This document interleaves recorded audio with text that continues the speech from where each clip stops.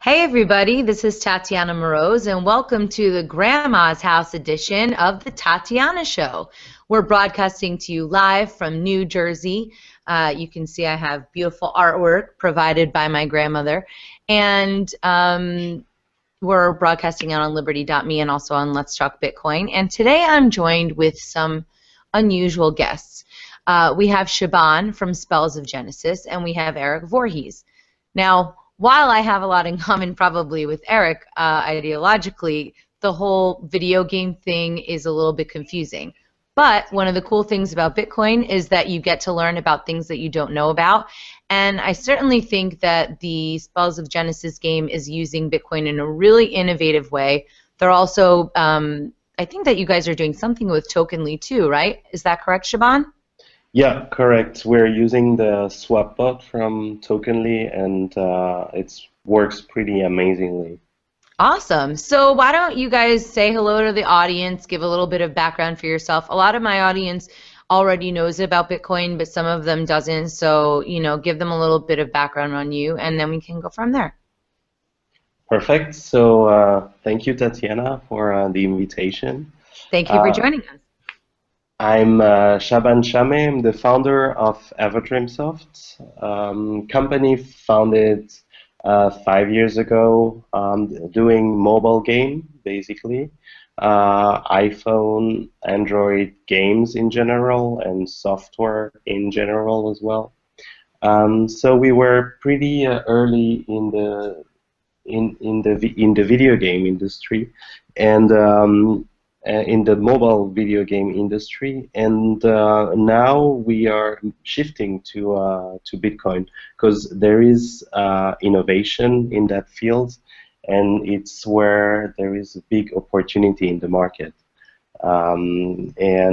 We started to work on the blockchain, and we start thinking, why don't we put our game asset on the blockchain to allow people to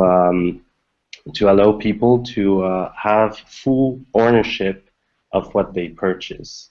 Because when you purchase something in a video game, you don't really own it.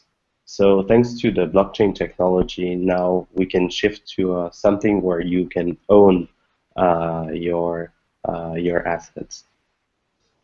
Okay, so there's a lot of questions that I have with that, but let's bring Erik in, and then we can kind of get into the nitty-gritty of it. Erik? Yeah, so I'm Erik Voorhees. I've been involved in Bitcoin for quite a while. Started a number of Bitcoin companies, and I am currently the CEO of Shapeshift.io, which is a instant exchange for digital assets. So we help people who have one kind of digital currency or asset convert it to a different kind without having to sign up or log in or do anything complicated. We're sort of like the Google Translate of currency exchange. So I had the pleasure of meeting Shaban a couple months ago, and we are helping, Shapeshift is helping Shaban and his company with their sale of the tokens in his game. I'm quite excited about what they're doing, basically putting these digital game assets onto the blockchain. I think it's very novel, and so we're happy to help them get started with that. And it fits really well into our business model of helping people buy any kind of popular digital token. So that's what we're up to. Yeah, we've been using Shapeshift. I'm also doing Tatiana Coin on Tokenly, and we've been testing the store, which has been working really well, and we're also doing Shapeshift, so that's kind of a cool thing. Okay, so when you talk about people getting to own their digital assets, now how did it work previously, and how does it work now? As an example, we release Munga, who's a trading card game for 5 years. And in Munga, like in any other game, we store users' possession in the database. So when someone purchases a card or something in a game, we store that in our database, and we allow player to trade inside the game with a digital currency. We call it uh,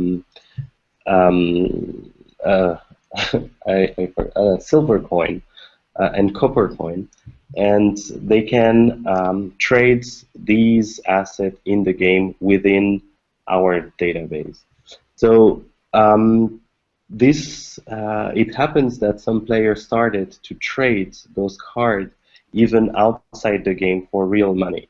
So what they did is Jack contacted John and say, hey, I want to sell this card for real money. So let me send you real money over PayPal, and then let's make a transaction inside the game using a very tiny fraction of the game currency. And so it was kind of black market trading. And when something goes wrong, they just contacted our support and say, hey, this guy stole my car, stole my account. He did a trade to himself with a very small fraction of game currency. So there was trading markets inside the game. So instead of trying to stop this completely, we decided to empower it. So with the blockchain technology, you can have full ownership of your card, and then you can even trade these cards, these game assets, outside the game on the blockchain, and no one can refrain you on doing that. And what we simply do with the game, instead of having this data of who owns what on our database, we just listen to the blockchain. So the player gives us his public address, and we look at what are the items that are on this public address, and according to the tokens in this address, it will unlock cards and character and power in the game. Do they ever get their winnings in Bitcoin? Aside from the card element, do they ever win Bitcoin for getting to the next level or anything like that? This is something that we are thinking of in Spells of Genesis. It's not officially announced or planned, but it could be interesting for a player to be able to get some rewards. It can be rewards from a tournament or success in Bitcoin, and it can be also reward for progression. What we need to carefully do is make a difference between gambling game and non-gambling game. So basically, it's not a game where you play to win money or to get money, but it's a game where you can purchase things and this thing retain their value, and you can transfer, sell to other player. So it's something we will definitely think of. This is, let me just jump in real quick. This is sort of a problem or a dynamic that's existed for a long time in the video game world, which is that whenever there are sort of rare items in the game that people want, people always find a way to trade them outside of the game. It's almost always against the terms of service for the game, you know, whether it's World of Warcraft or something. But if you have a magic sword in World of Warcraft that other people want, and they're willing to pay real money, people typically find a way to do that. And often is a really awkward kind of transaction, both because the form of payment, you know, it's often done with PayPal, which is always reversible, so that's prone to fraud. But also then there's no real mechanism to do it within the game very well. So what Shaban and those guys are doing is very cool. They're basically saying, look, these digital assets in the game, we will make them as real as Bitcoins are, in that they exist on the blockchain, and if you buy one, not only do you own it in the game, but you possess it as a real item. And as a real item, you can send it to other people and trade with them very easily. And I think it's going to be the genesis of a whole world of digital assets that become real things that people buy and sell and have, digital commodities. And Bitcoin sort of showed the first way that can work with the blockchain. And now all these other realms can start utilizing that technology. So I think in 10 years this is going to be really common to see, and Shaban is basically pioneering it.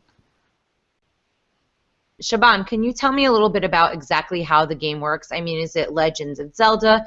Is it a strategy game the same way that World of Warcraft is? Who would want to play this other than guys that are hanging out in basements? So Spells of Genesis, our new game, is what we call like arcade RPG game. So it's a little bit more casual than our former game.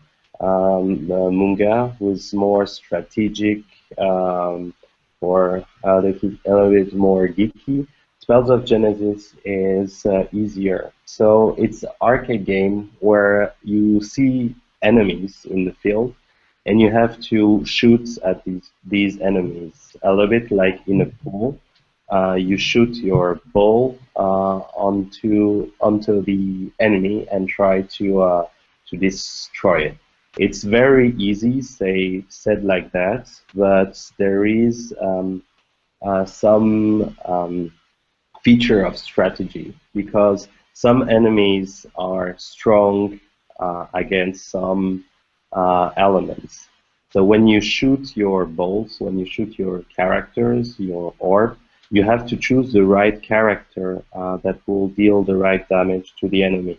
You have to choose carefully which enemy you want to hit first, because he will have some impact on your on the gameplay. So there is literally unlimited possibility in the enemies and in the characters. So that's why it's important, and the collection aspects come into play, because you might try to collect characters that have specific powers that will help you through the game. So some characters will have powers that others don't have, and you will need those specific characters to finish a quest or achieve some specific thing. But you're playing against people all around the world. Yes, you're playing against people all around the world, and you're also playing against the computer, a little bit like Candy Crush, if I can make an analogy, where you try to beat the level and progress as much as possible. And do you get to choose who you're going to be? I mean, can you choose somebody that kind of looks like you as an avatar, or you just assign somebody? So there is some customization, of course. So you have your own, let's say, profile, and you can customize your avatar. And avatar are also digital assets, so you can collect also avatar and trade avatar. You have also different stuff that you can personalize in your profile. So, for example, your background page, or things that you can make on your own taste. Something we're exploring as well is allowing people to create their own content. So let's say you know how to draw, you draw really nice, or you feel like a game designer. We can imagine that you create your own character, so using one of your creations, and then you give your character some characteristic, and then you can go out and try to sell your character to other people, or you can give your character to some friends or people who will like it. Or you can also imagine to create levels, so what we call user-generated content. So you can create some game content, levels, and transform that as a token that you create, and then you are free to dispose of your token the way you like.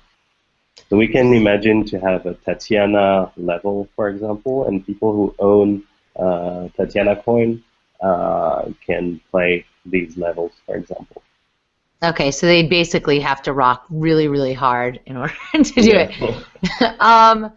Okay, first of all, how do you control quality? I guess maybe the answer to that would be the market. And then are other games doing stuff where you can just build stuff and then potentially, I mean, I'm very unfamiliar with open source, only from Bitcoin, but it almost sounds like an open source game that people can be building additional stuff on there. Am I understanding that correctly? It's not completely open source, since the game engine is developed internally. But what is open is what we can say level creation. So we allow within the game to create some parts that are open. So not everything is open, but part of it. But have other games done that before? And does the financial incentive, I guess, make people want to make new levels and new characters and stuff? I will say yes. It has been made, and people like to do it, and usually they do really nice things and creation. In many games, you can have what we call user-generated content, but it was never in the blockchain, never controlled by the blockchain, so it's always only internally in the system, and people are not making it commercially usually because it's internal in the game, and the game don't want to be a transmitter or a platform that is selling things to the end user. So, can I jump in real quick? Yeah. To give a little context in this industry, I saw an article a few weeks ago about a Counter-Strike. Counter-Strike is a very popular computer game, and this one company, I think it was like one or two guys, they sell skins for the guns. So little, basically like designs for the guns that people have. Just completely aesthetic, totally digital, not quote unquote real at all. And they were making $10,000 a day in revenue selling these things. And this is by far, not the only outfit in town. So when these games hit millions of people, it doesn't take a large percentage spending too much money before the numbers start to get really significant. And this is in the world where buying those skins, they're not really digital assets in the way that a Bitcoin is. And now with what Shaban is doing, game assets can exist on the blockchain. So imagine how much more demand there would be for special skins for weapons if you could transfer those skins to other people. You would know exactly how many of those skins existed, and it was mathematically provable. You knew exactly how scarce it was, and then you could transfer these things between games. I think there's a lot of potential here. I think I'm beginning to understand why people care about this. It definitely sounds really compelling. Could somebody use one of their items in a different game if other games started using this as a model? Let's say a different game, completely different company, was also using, what would they use? Would they use Counterparty? Would they use Bitcoin? Would they be able to use their item from Spells of Genesis in their Darth Vader game or whatever if they built it on Ethereum? I mean, where do those things cross over? And actually, would Shapeshift help with that? Well, actually, I just kind of thought of something. Not only can people use the items in Shaban's game in other games by Shaban, but even without his permission, other game developers can create games that people can use those assets in, and Shaban has zero control over it because they are assets on the counterparty blockchain. Right? Why are So you giving these people this idea? You're ruining the game for Shaban. well, it does. No, it makes those items worth more. Basically, if some item in Shaban's game becomes really popular and worth a lot, some other company can make a game that supports that asset as well, and now people can transfer that thing over to that company and vice versa. So and Shaban can't control that. That's what makes these things real assets, is that once someone possesses them, they have full authority to hold it, to destroy it, to send it to someone else anywhere in the world for any purpose whatsoever. So I think all sorts of really interesting uses are going to come out of it. Wouldn't that cut Shaban out of it, and wouldn't he be mad? What if what if I made my own sword shaped like a guitar on Shaban's game, which of course I'm capable of doing, and then I went to somewhere else? I'd be A, exiting the game, and then B, he wouldn't make any money off of it because I had created my own item. I mean, that's probably good for the user, but not good for the game developer. Or am I looking at that wrong? That's a very mercantilist view, Tatiana. Basically, if people are taking items from Shaban's game and going to other games to play with them, if Shaban's making good games, other people are going to bring those assets over to his game as well. So you can think of it sort of like free trade, right? Ultimately, it should be a net benefit to everyone that's making useful, interesting entertainment.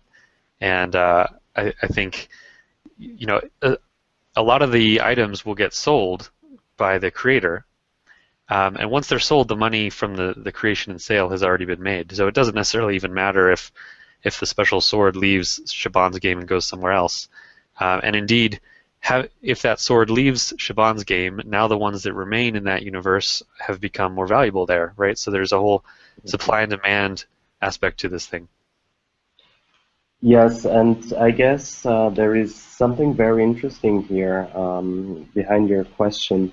We can imagine in the future IP owner, let's say Harry Potter, for example.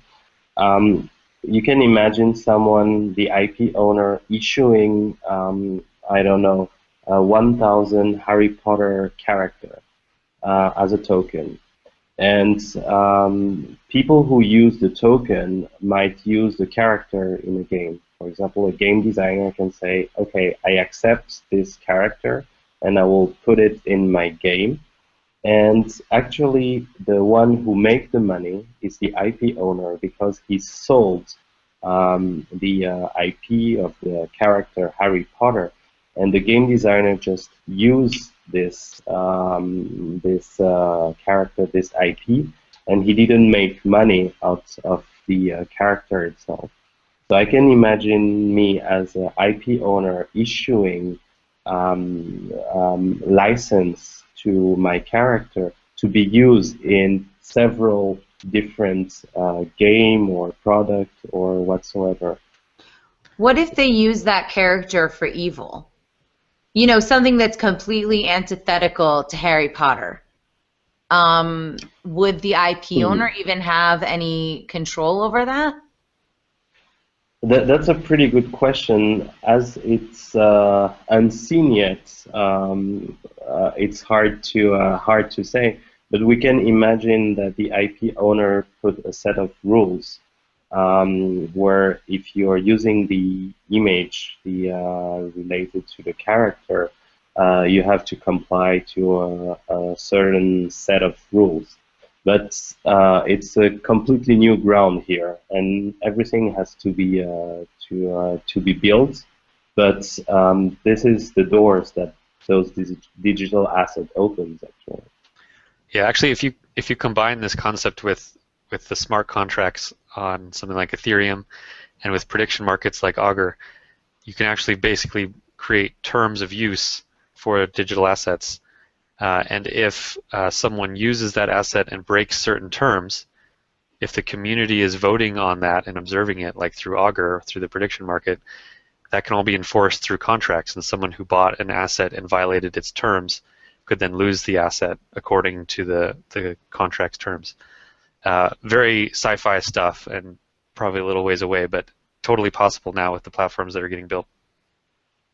So, Erik, your interest in this is that if you get in on the early game with this, Shapeshift could make a killing, right? I would think so, because is anybody else helping to facilitate these, I don't know what you would call them. I don't even know. Like sale of avatars? What are they? Tokens? I mean, I don't even know what they are. What are they? I like calling them digital assets, but it's not a super graceful term. But yeah, Shapeshift is trying to be the easy exchange for digital assets. So we benefit when there are more digital assets and when they're used in a wider array of things. So if the only digital asset in the world is Bitcoin that people use for money, Shapeshift doesn't really serve a purpose. But if there are dozens of digital assets of all different kinds, some we can conceive of today and many that we can't even conceive of, people want to trade those things, and so Shapeshift has a good place for that. So something like bit crystals and the specific cards in Spells of Genesis, that's great for our platform because that shows that not only can people trade currencies on blockchains, but now they can actually trade game items. And there will be many more branches of this technology that grow as well. What other gamification through Bitcoin has been in the community? I know my friend Kingsley, he has Leetcoin, which he's been working on for a while. How do you differentiate what you guys are doing with the other projects? And are there ways that you guys can play nice together, or how does that work? You mean Shapeshift or? No, I mean other products that are using Bitcoin in the game. For example, Leetcoin I couldn't even speak to, but for example, there's something called Bitlanders, which used to be the old Film Annex, and it's basically a social media platform where for answering questions or doing more posts or engaging, you're basically earning Bitcoin. Are there other projects similar to Bitlanders? I mean, Bitlanders focuses on giving money to charity as well. So while it's a for-profit, there's a nonprofit element of it. But are there other people using Bitcoin in games, and how is it different from what you guys are doing? In this specific field, there is not much projects, but there are several work around digital world for RPGs, MMORPGs, where you can find Bitcoin, you can earn Bitcoin. There are some initiatives. If I'm correct, there is no official company that is registered who are working on such projects. So maybe I'm wrong, but I think we are the only company, incorporated company, who do games using the blockchain. There is a lot of good ideas out there, and the very interesting fact in using the blockchain is that it's easy to make partnership. You can say, hey, you're building a completely different game where you can purchase, I don't know, a house in your specific game, and we can say, hey, we can reuse this, we make a partnership, we reuse this same asset in Spells of Genesis. So then we act as a complement. So when you win something in game A, you can unlock something on Spells of Genesis, for example. So so far, all initiative, all games are very different, and there is no games that are close to Spells of Genesis. But in long term, what I want to develop is to go to a platform, to be more like a platform where people can digitalize or blockchainize, tokenize their game asset, and being able to bring the gap between the different game and the different asset you can own in game, and make a platform where you can share with other game certain assets that would be usable in different ones. Okay, so one of the things about Bitcoin that I didn't realize was how much control people who work on computers actually have over the world. I made friends with this hacker guy, and he started telling me all the stuff that they have access to and what exactly they're working on. And it seems like they own the world. One of the things that I was also thinking about when you're talking about this game is, wouldn't this be a great way to onboard people into Bitcoin? But then I wonder what the population is of gamers to Bitcoin users, and I would think that the gamers would already be kind of into Bitcoin anyway. Do you have any kind of thoughts on that? Yeah, I think there's probably a few million Bitcoiners around the world, 1 to 5 million. And the number of gamers, 100 million, maybe more than that. So that would be good, right? If they all started getting into it in this way, wouldn't that help with mass adoption? Yeah, I think a pretty small percentage of people who play video games are familiar with Bitcoin or involved in any way. It's a far, far larger market. And so if these kind of initiatives like what Shaban is doing help people learn about essentially digital assets, which I think it inevitably will. These people are already used to understanding that an item can have real value even though it's digital. So it's more just about the interface that they start to understand and learning what an address is that you send a transaction to, and getting comfortable with that side of things. And absolutely, that'll bring millions and millions of people into the Bitcoin world. Yeah, I agree. Within our community, Munga players, even it's a hardcore community, some have a very hard time understanding Bitcoin. And so far, the tools that we have are a little bit complex, even for people who are used to computers. And one of our mission is also to simplify the experience for the user. So within Spells of Genesis, it will be completely transparent for the user when he starts the learning curve and all these assets. Instead of viewing a wallet with complicated key or questioning where's my private key, where's my public key. They just open the game and see their profile and see their assets and have a button to press to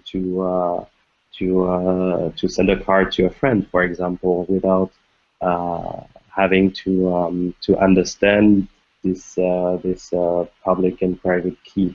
So this is a way where we want to head, because all those gamers, they are not like we are early adopters, passionate by the technology itself.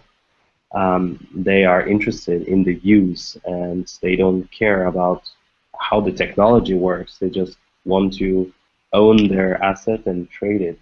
So there is a big work to be done in order to simplify this whole experience. And Shapeshift, if we really love to work with Shapeshift, because their interface and the way they handle conversion looks very easy and usable for the wide public. Do these tokens live in a Tokenly, the digital assets being created, do they live in the Tokenly wallet? Do they live in Spells of Genesis, or in a form of a Tokenly wallet in the Spells of Genesis thing? And then the second part is, if Tokenly is being used for at least part of this whole process, wouldn't those tokens also, or the digital assets, be built on counterparty, sort of like anything else, almost like Bitcoin, counterparty, Spells of Genesis, digital assets, but all along that stream and then being related to counterparty? Yes, from a user point of view, it will be transparent. So like Tokenly, the wallet will be inside the game directly. But it's your wallet. Like, could you send Bitcoins out of your wallet or no? And yes, is it in-house? Yes. Yes, it's just a counterparty. It's a layer of interface on top of counterparty wallet. So this is the way we envision it is to have a layer of interface, of simplification, a little bit like Tokenly wallet does, on top of counterparty. So instead of viewing your asset as a name, for example, a list of asset names, you see your asset as cards. So if you have 10 cards, instead of viewing their card name, you see their little picture of the card. And if you want to send a card to someone, you'll be prompted to their Spells of Genesis username or public address. But all this complexity will be tried to be hidden from the user, while the power user can use the same counter wallet or Bitcoin wallet or the way he used to do the trading already. Yeah, okay, so they can start trading from there too if they wanted to. Yeah. So it's like you have a blockchain.info wallet or a Tokenly info or a counter wallet. It wouldn't be a blockchain.info because that wouldn't hold counterparty tokens, but it would be a counterparty wallet of some sort that you guys built yourself on top of it. Yeah. Okay. It's just an interface, actually. It works the same. And people are able to play the game now, right? So for Spells of Genesis, we have a pre-alpha demo that people can try by registering on the website. For Munga, our previous game, it's playable for years now, and we just started connected Munga to the blockchain. So assets that you purchase for Spells of Genesis are playable in two different games, the two games that we are publishing. Can you briefly walk me through what your campaign, putting it together looked like? What were some of the challenges that you guys did? What do you think were some of the good decisions that you've made and some of the bad? What would you have changed about it? We do something in the campaign is more than giving bit crystal with the game currency that we're selling during our token sale. We are giving some other gifts that are pretty interesting, like the partnership, the partner ranks will allow people participating in the token sale to achieve a lifetime rank that open stores to be like resellers. So basically, a partner can act like a reseller, and he will have access to some cards or game assets that we are not selling to the wide public. And this way, he will be able to do his own trade, and then he will push and promote his shop, and ultimately it will benefit for Spells of Genesis in general, because we're using the common power, the group power, to promote the game. So it's a good deal for them because they have access to assets that other people don't have, and they can resell and make some margin on that. A little bit like real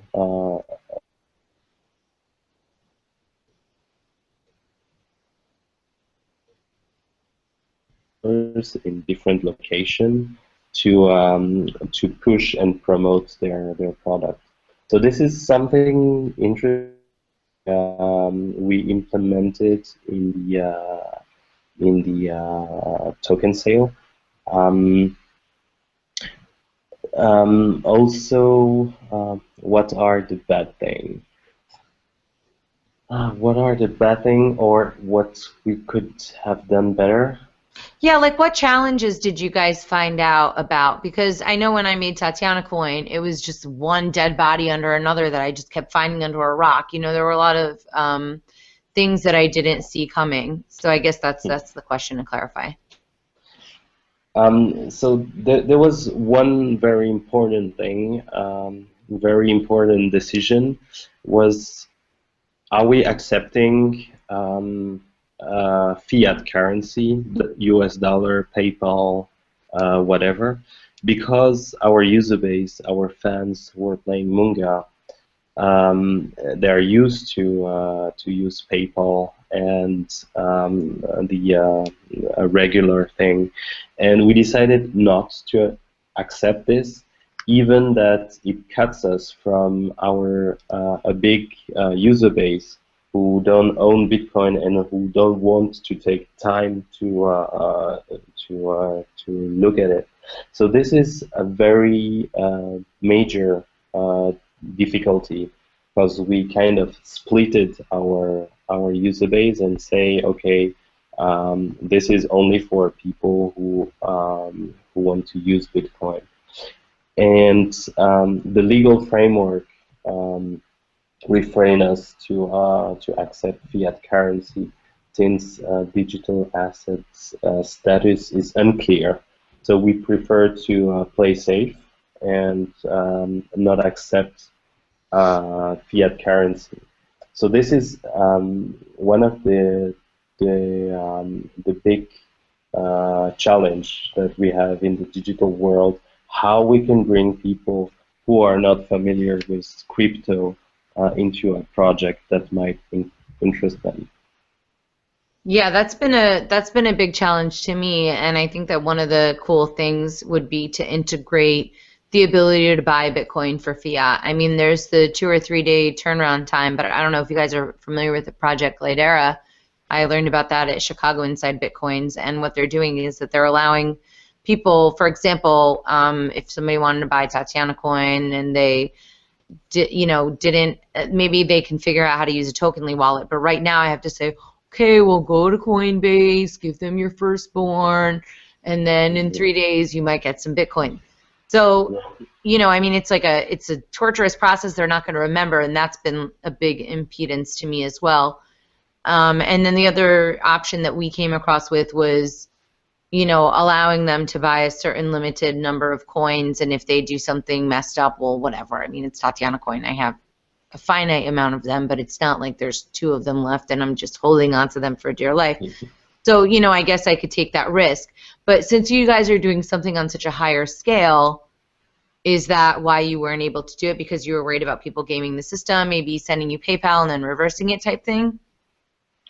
Yes, there is a lot of issues using PayPal, the reverse thing, and also legally in Switzerland, if you are selling Bitcoin for fiat, you are a money transmitter and you have to apply to license, and it's not our core business. Being money transmitter, so we didn't want to focus on that, and as it's for the crowd sale, we're targeting early adopters or people who are into who are able to understand the potential of it. So we decided to go just Bitcoin because those people understand it pretty well already.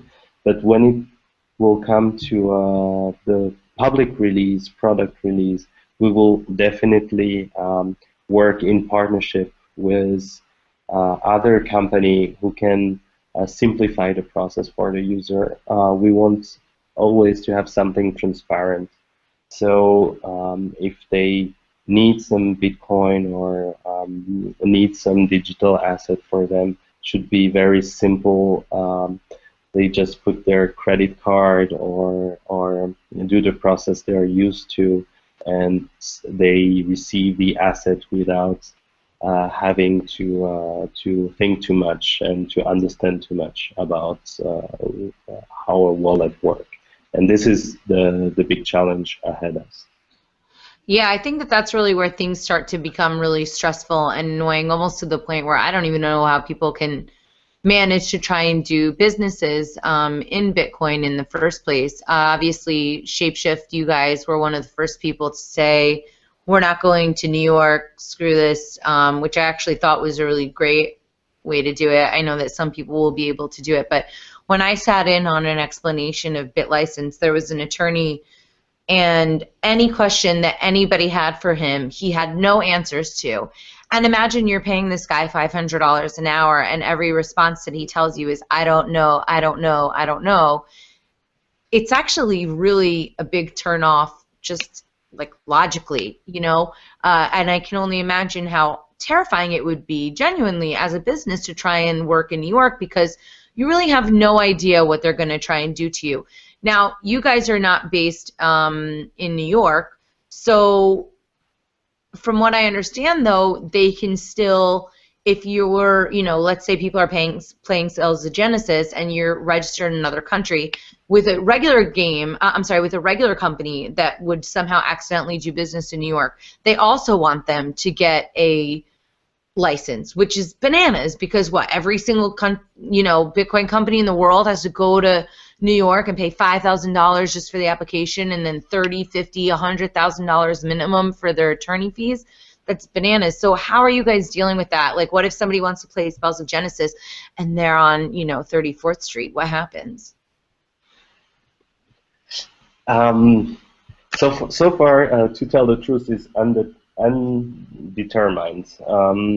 We'll first thing first, we'll see how other company manage, how this thing is going on. Since it's not an American company, we will have less trouble than people that are on operating directly in the US. So we are gonna wait and see on this specific problem, see how people deal with that, and try to find a solution. And the worst solution will be a ban a New York citizen to play Spells of Genesis. Erik, what do you have to say about all that stuff? And is this something that Shapeshift needs to worry about? I feel like Shapeshift does a lot of things that are kind of wild, which is why I like it. But how do you manage the risk of the regulators torturing you to death? Well, yeah, I mean, an entrepreneur in the Bitcoin world has to be comfortable stepping into the legal unknown, because even if you want to be, a full statist and comply with every silly rule that a bureaucrat throws at you, even when you go to the lawyers, they can't always tell you. And as you said, they often will just give you I don't know. And if you really push them, they'll say, well, then you can't do it. So there's this huge chilling effect that regulators have, and I don't think they quite realize it. A regulator probably understands that if they write rules against something, it chills that something. But they don't realize that just by discussing an industry and potentially regulating it in some way, there's a huge amount of cost that goes into every business that's looking in that industry. Just talking to lawyers or just trying to figure out what their own internal policies are going to be.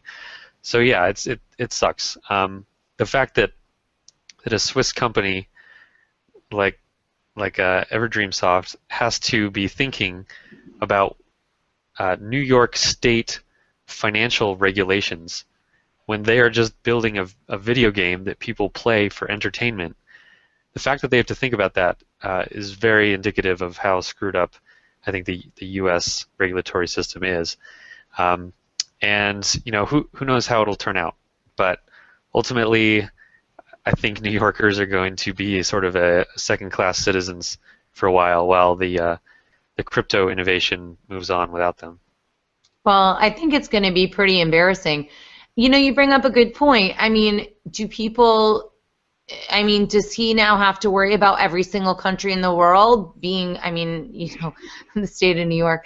But do you have to be worried, okay, well, in France, are they going to come and arrest me next time I go over to the Eiffel Tower? Or if you go to Hong Kong, you know, are you going to have problems there? I mean, does a company, because they work in crypto, now have to be considerate of every single regulation in every single place on earth? I mean, that's ridiculous. So wouldn't New York be setting a completely, frankly, stupid standard? Yeah, wisdom is not the policy by which they figure out their course of action, though. Don't they get that though? I mean, this is. No, they're statists. They're a bunch of statists. They think that the world runs because of the rules that they have penned, and they don't realize that the things they do hold back an entire industry from building really cool stuff. Stuff that is, you know, everything from entertainment to seriously financially important to millions of people around the world. So yeah, I mean, it's terrible, and I think Bitcoin and blockchain technology in general raises so many interesting questions that are difficult for regulators to handle. Everything from, you know, jurisdiction to what constitutes money. It raises so many of these interesting questions that it's going to force a very important dialogue to happen, not only in the U.S. but around the world. And I expect a long struggle. I mean, this is sort of going to be a defining battle of our generation, is trying to figure out if people have the right to transact with each other free of censorship, free of coercion, free of surveillance, or not, or you know, and every regulator would prefer the latter. So it's really going to be about people kind of waking up and realizing that there's some really amazing technology sitting right outside their door, and all they need to do is kind of stand up and start using it. But of course, be comfortable with a little bit of legal uncertainty. Yeah, but that legal uncertainty can be utilized to throw people in jail for having unpopular political speech. Yeah. You know, I mean, I think that would be a reason that I would be concerned. You know, when you talk about people being able to make money off of Spells of Genesis in terms of having access to the store and being able to get wholesale prices, and then they can make money on top of it, I mean, that's so innovative and really awesome. I really had my doubts about this whole video game thing, but you guys are luring me in. But wouldn't the SEC and whatever other torture regimes want to say, well, you can't do that because, I mean, I would think that you're just opening yourself up to a whole bunch of crap. Well, nothing worth doing is easy. Man, but I mean, the thing is that what's interesting about it is that, you know, as an investor, you say, okay, well, I can make an investment in something like a Bitcoin company of any kind, really, or I can invest in something else that may also have the same, you know, like growth potential, whatever, that just doesn't have the risk associated with it, and that just seems really sad. I wonder what is the thought process. Okay, obviously, you know, I don't know how Shaban is, but Erik and I are kind of on the freedom team, right? So aside from the typical label of saying, oh, well, they're statists, they're stupid, I mean, that's not a really good way to relate with people and to understand their motivations. I think that understanding their motivation is an important component for breaking down that wall between the two people. And I think that they think that they're doing a good thing, but is it also possible that they're all evil? Like, what percentage of them is evil and completely blind to the fact that they're doing something bad? I mean, where does that break down in you guys' mind? I don't think they're evil. I don't think the average regulator is evil. They think that they're doing good things. They think that they're helping the world. They think that they're making it safer and better and more fair and all sorts of. Have they just been propagandized? No, they're just wrong. People are wrong about all sorts of things. I'm sure I'm wrong about some things. The difference, of course, is that the things I'm wrong about I don't force upon other people, whereas the regulator does. But you know, the these people are generally good people. They think that it's okay to force other people to do what they want. They think it's okay to use coercion to compel their opinions upon other people. How did they grow up that way? Because their parents thought that too. Because most people grow up in public education, and you salute the flag, and you learn that markets fail and regulators save them, and you learn all this propaganda that's not governed by some evil group that's causing this conspiracy. It's like a mental disease that society has. Just as there have been lots of kind of social diseases over time. People think things that are wrong, and at times those are very popular beliefs. And I like to call the fight for Bitcoin is the separation of money and state, and obviously that refers to the separation of church and state. That was more controversial than what we're trying to do now. The idea that the state should not govern how people have their religious beliefs. That was a hard-won battle, and the average people back in those days, they believed in the structure at the time, and so it took society a long time to move away from that. People are not going to move away from the state control of financial systems very easily either. But for the same reason that people have the right to be free in their religion, they ought to be free in their transactions and their finances as well.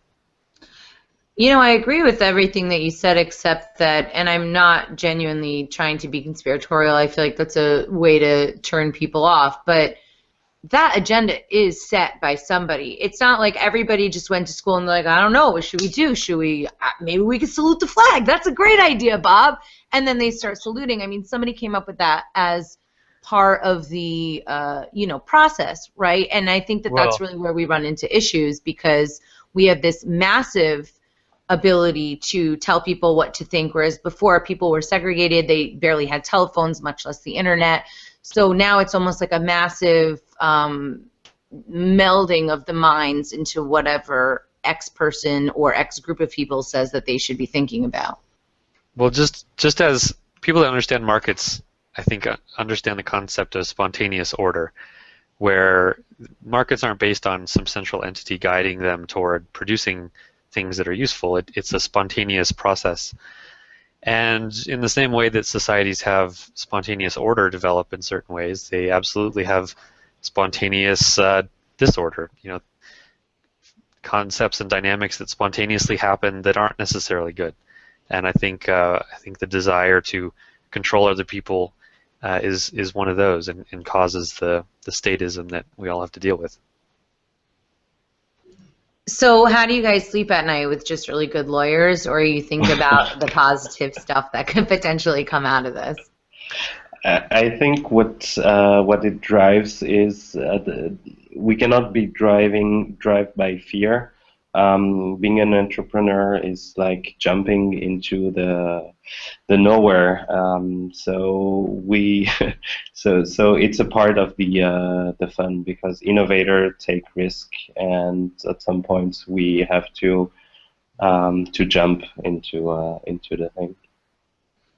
Yeah, I've got plenty of lawyers, of course, but I don't sleep well at night because of the lawyers. I sleep well at night because I know that I'm doing something important.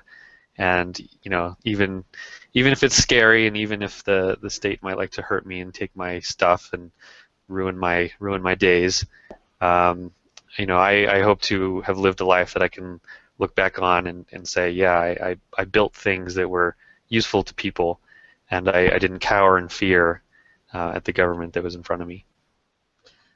I like you guys' attitude. I think that's good. I recently started a business, Crypto Media Hub, and then, Tatiana Coin was totally weird. And it's really remarkable to me just how many roadblocks there are because of the state in terms of expenses for your company and everything like that. So that's been I don't know, I feel like people out there should be doing more entrepreneurship, but it is really, really difficult, and unnecessarily so. Like, I think that there are already inherent things in that are super difficult, but then to also have that additional component, which easily makes up 30% of your torture that you have to deal with. So I don't know. It's just hard. I admire what you guys are trying to do, and I think that it's really cool. Real quick, what do y'all think about this whole XT debacle? Oh, we're not allowed to talk about that. Really? Oh, why? Because everybody else is talking about it 24/7? No, because it's censored. Didn't you get the memo? No, I didn't. No. Oh, Wait, are you serious? You're going to be in trouble. You're going to be God. in trouble. So Joshi's coming to get me. So is Bitcoin doomed? I guess that's my question. No, of course Bitcoin isn't doomed. I'm pretty much of the opinion that there are a lot of decent paths forward regarding the block size debate. I don't know that any of them are terminally bad. You know, they will change and shape the way that Bitcoin is used, but none of them kill Bitcoin. So it's one of many growing pains that Bitcoin has to face and get through, and I see no reason why it won't. I did not appreciate the price drop, for the record, at all. Not at all. Yeah, not at all. Yeah. Because it's been such a brutal couple of years with the price. I mean, some people are like, who cares about the price? Like, I do. I need money. Yeah, I care about the price too. Yeah, I care I about don't get those people. Those people are snobs. I don't listen to those people. When they say that, I'm like, forget it. I'm not listening to you at all about anything anymore. But, it's I good mean, to I care would like to about the see it go price. up. Yeah, Well, ultimately, people just need to take a long-term view of it, right? I mean, Bitcoin is not something that happens in a year or in 5 years. It is it's a technology that completely changes the world, and that's something that happens, in a decade or two. And if you have your time horizon as more than just several months or a year, Bitcoin's still doing tremendously well. It has been the best performing asset since it started. There's nothing else that has achieved the returns that Bitcoin has since its foundation. And even though it goes up and crashes and causes a lot of misery for the people who buy at the wrong times, as long as you're buying because you understand what it is, it is a piece of a technology that is likely going to change the world. But there are tons of risks, and it's not for the faint of heart. I totally agree with that. I'm never anti-Bitcoin, but I definitely can get grumpy when the price goes down, especially when people are asking me, hey, what's the price of Bitcoin? And I have to tell them, and then they're like, oh, Bitcoin must be screwed. And I have to explain to them, no, it's not. Trust me, relax, simmer down. And then, we had all this stuff with the markets the past couple days, crashing and burning to the ground, and I guess the gold price is down, which is arguably manipulated and stuff, but I mean, maybe that would do good for Bitcoin. I'm not really sure. Yeah. Well, all financial assets move around. There's no such thing as stability in prices. It's just a question of to what extent something is volatile, and everyone should expect something like Bitcoin to be volatile for a while. As always, people should not put their life savings into Bitcoin if they can't afford to lose it. And now you tell me. I've been saying that forever. You know that message. That's an important one. But for example, for our token sale, it changes the games a lot according to the price. It's a huge difference, and the whole strategy and the whole way I will need to allocate my resources will really it changing with the price. So it makes me a little bit grumpy as well. Okay, good. Well, we can be grumpy together. So are you guys coming to any conferences coming up, or what's the plan? When is the sale over? How is that running, Shaban? So it's over next Friday, the 4th, or the 3th. I'm not completely sure, but next week it's over. And after the sale, we're gonna distribute the bit crystals to everyone, and the other gifts like the lifetime ranks and limited edition cards and so on. So if you want to participate, it's not too late. You have 1 week to go. I think some people are focusing on the cards rewards, like the Satoshi. I think the the partner ranks are very interesting because it opens access to different shops to be resellers, and that's exciting. I think it's exciting opportunity on participating to this token sale. Price notwithstanding, how much have you raised so far? 850 Bitcoin. Wow. Okay, Yeah. so that's quite a bit. And then when would the game actually be launching? When am I basically going to get to create my own Tatiana avatar and play a video game for the first time in 20 years? So in December, you're gonna have a For good Christmas. yeah, you're gonna have a good preview, and the final polished product will be beginning of next summer. Okay, cool. I think I could wait that long. What about you, Erik? Are you going to play Spells of Genesis? Hell yeah. Yeah, we actually have there's a shapeshift card. So there's a game asset that Shaban was nice enough to create for us. That's the shapeshift. It's called Shapeshift Wanderer, and it's like a special card in the game. So I want one of those. yeah, like there's all sorts of fun stuff that can be done. And so there's only ever going to be 1,000 of these cards, and we've been selling some of them on the site, and they give special powers within the game. And some people will buy them to play them in the game, but they are real financial assets, and so other people buy them just to speculate or to trade later on if they believe the value will be higher or lower. So yeah, it's very interesting. I feel like there should be some more, doctorate theses written about these kind of things in business schools and all that. I actually think it's much more compelling than I thought it was going to be. It's actually pretty big deal. I'd like to say to all the people that are listening that are going to be playing Spells of Genesis, please consider perhaps making a card about me. And here's the secret power, right? I would go up to people and I would sing, and then they would kind of fall asleep, and then you could sneak past them to the next level, kind of like a siren. Oh, brilliant. Just putting it out there. I mean, people are thinking about it. You can't have this game only be for guys. You have to have more girls in the game. Do you think a lot of the people that are playing, what percentage are guys that are interested in this, and what percentage are women? We have 15% of a woman in that's not so bad. the base. Yeah. Okay, cool.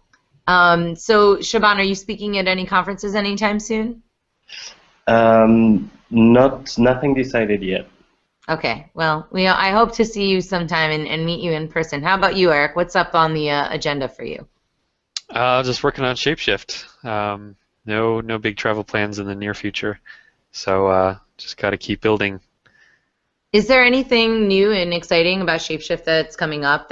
I feel like the functionality is really awesome and really straightforward, but are there any kind of new developments that you guys are planning? You don't have to tell me if it's secret, but we had an awesome idea last week that's going to totally revolutionize the world, but I definitely cannot talk about it right now. Is it true? Is that a true thing? Yeah, that's true. Yeah. I have something to look forward to besides the price going up? Yeah, but Ben Losky called and said we can't do it, so sorry, world, you won't get to have it anymore. He's so annoying. He's always breaking up the party. He's like when your parents come home. That's what Ben Losky is. Yeah, except I actually love my parents, and they helped my life quite a bit, and he's just imposing his will upon everyone who is not his progeny. Oh, well, yeah. Screw that guy then. Yeah, Ben Losky, you're awesome. Don't worry. I definitely like you in case you ever... He's not like parents at all. He's not like parents at all. That's funny. All right, well, listen, guys, this has been very cool. Tell me where people can find out more about your stuff. Shaban, where can people buy these SOG coins? I was like, what is this SOG thing? It means Spells of Genesis if people don't know. Oh, and we need a magic word, too. So maybe, Shaban, you want to make up the magic word and then tell us where they can get their access to their revolutionary new game? Yes. So magic code. Magic codes. Magic word. I've gotten a whole bunch of BS from the LTB audience for not being clear. I said secret word. They're like, it's not the secret word. It's the magic word. So just make sure you don't piss them off, because otherwise you're not going to win. Magic token. is a good word. Magic token. 2 words for the foreigners is it's MAGIC space TOKEN. Erik, wait, no, Shaban, where can they go? Where can they get these tokens? We are building some magic tokens, and using this in the token sale page will give discount on the bit crystal, and also offers some magic tokens of our own, especially for people who triggered this magic word. And So what's the website? It's on bitcrystals.com, www.bitcrystals.com. Otherwise, all information is also findable on spellsofgenesis.com. Very cool. That's awesome. And Erik, what about you? Where can people find Shapeshift and find out more about what you're doing? Shapeshift.io is our URL. And on Wednesday, in 2 days, we are releasing another 25 of the special Shapeshift Spells of Genesis cards. So they tend to go very quickly. We haven't released what time we're going to put them up yet, but if you subscribe to our newsletter, we will definitely tell you, and just watch our tweets. So Wednesday, Shapeshift.io, you can buy these cards with any kind of cryptocurrency, and it will absolutely make your day. Can I use Tatiana coin to buy them? No, not yet. We don't have every coin, digital really? asset. All right, you got me. False representation. I'm going to Losky. There. Oh crap! All right. Well, we'll get Tatiana coin up there, and then you can buy it. I hope so. This has been so fun, guys. I genuinely didn't know how it was going to go, but I definitely want to try the game really soon. Thank you so much for joining me. Thank you to Liberty.me crew for always being so kind and helping me set this up and supporting all of this stuff. Let's Talk Bitcoin audience, y'all are my homies. I hope to get this episode up by Wednesday, especially for that specific promotion, but if they don't get it, please don't hurt me. Check me out at TatianaMoroz.com. You can find out about Tatiana Coin there, or if you need advertising or marketing or PR for Bitcoin, go to CryptoMediaHub.com. We will be back next week on Monday night at 9 p.m. live. I don't know who our guest is going to be. I'm vaguely considering taking off for the summer, but I'll try not to be lazy and bring you guys some good stuff. As always, thank you very much for listening, and thanks very much to our guests. Thanks, everyone. Take care. Thank Peace you. out, everyone. Oh, and also more episodes are found on letstalkbitcoin.com in the archives on my blog, and also at liberty.me. So all of the old episodes, you can catch up on that too. Thanks, everyone. Peace out. Bye.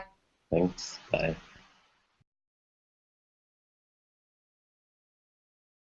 Silver coin and copper coin, and they can trade these assets in the game within our database. So it happens that some players started to trade those cards even outside the game for real money. So what they did is Jack contacted John and say, hey, I want to sell this card for real money. So let me send you real money over PayPal, and then let's make a transaction inside the game using a very tiny fraction of the game currency. And so it was kind of black market trading. And when something goes wrong, they just contacted our support and say, hey, this guy stole my card, stole my account. He did a trade to himself with a very small fraction of game currency. So there was trading markets inside the game. So instead of trying to stop this completely, we decided to empower it. So with the blockchain technology, you can have full ownership of your card, and then you can even trade these cards, these game assets, outside the game on the blockchain, and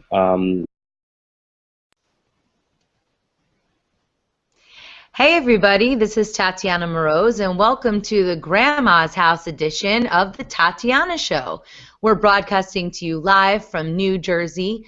You can see I have beautiful artwork provided by my grandmother, and we're broadcasting out on Liberty.me and also on Let's Talk Bitcoin. And today I'm joined with some unusual guests. We have Shaban from Spells of Genesis, and we have Erik Voorhees. Now, while I have a lot in common probably with Erik, ideologically, the whole video game thing is a little bit confusing. But one of the cool things about Bitcoin is that you get to learn about things that you don't know about.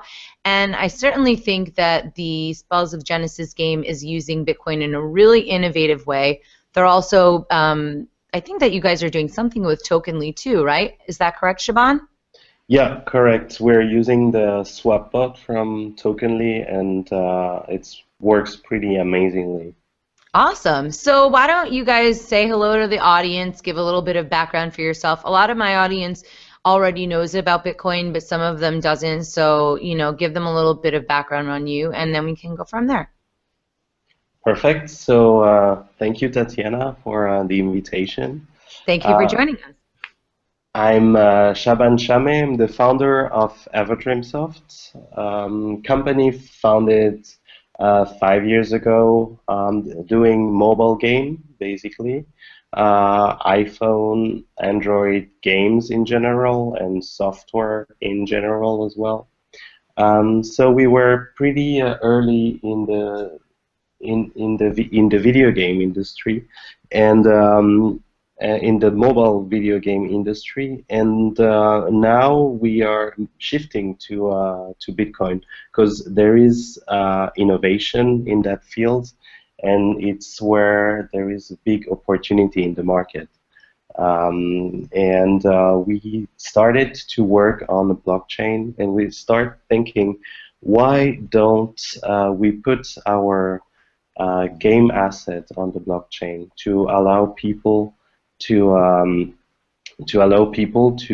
have full ownership of what they purchase. Because when you purchase something in a video game, you don't really own it.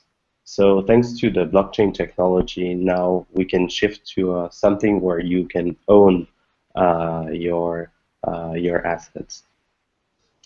Okay, so there's a lot of questions that I have with that, but let's bring Erik in, and then we can kind of get into the nitty-gritty of it. Erik? Yeah, so I'm Erik Voorhees. I've been involved in Bitcoin for quite a while. Started a number of Bitcoin companies, and I am currently the CEO of Shapeshift.io, which is a instant exchange for digital assets. So we help people who have one kind of digital currency or asset convert it to a different kind without having to sign up or log in or do anything complicated. We're sort of like the Google Translate of currency exchange. So no one can refrain you on doing that. And what we simply do is the game, instead of having this data of who owns what on our database, we just listen to the blockchain. So the player gives us his public address, and we look at what are the items that are on this public address, and according to the tokens in this address, it will unlock cards and character and power in the game. Do they ever get their winnings in Bitcoin? Aside from the card element, do they ever win Bitcoin for getting to the next level or anything like that? This is something that we are thinking of in Spells of Genesis. It's not officially announced or planned, but it could be interesting for a player to be able to get some rewards. It can be rewards from a tournament or success in Bitcoin, and it can be also reward for progression. What we need to carefully do is make a difference between gambling game and non-gambling game. So basically, it's not a game where you play to win money or to get money, but it's a game where you can purchase thing and this thing retain their. I had the pleasure of meeting Shaban a couple months ago, and we are helping. Shapeshift is helping Shaban and his company with their sale of the tokens in his game. I'm quite excited about what they're doing, basically putting these digital game assets onto the blockchain. I think it's very novel, and so we're happy to help them get started with that. And it fits really well into our business model of helping people buy any kind of popular digital token. So that's what we're up to. Yeah, we've been using Shapeshift. I'm also doing Tatiana Coin on Tokenly, and we've been testing the store, which has been working really well, and we're also doing Shapeshift, so that's kind of a cool thing.